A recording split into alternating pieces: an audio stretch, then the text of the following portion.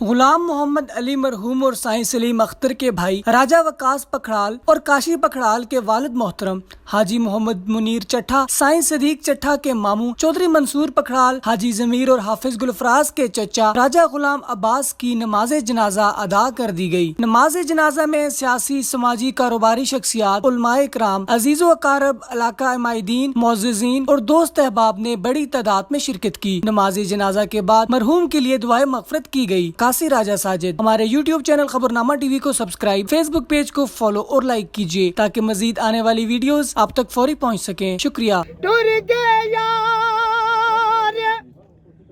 محبت والے تے لگے نال ہاسے دل نہیں لگدا یار محمد تے جائیے کیڑے پاسے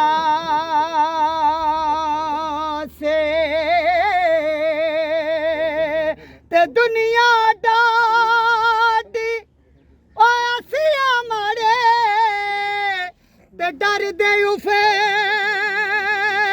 نہ کر دے ٹر گئے یار بچھوڑا دے کے تے نہ جیندے نہ مرے۔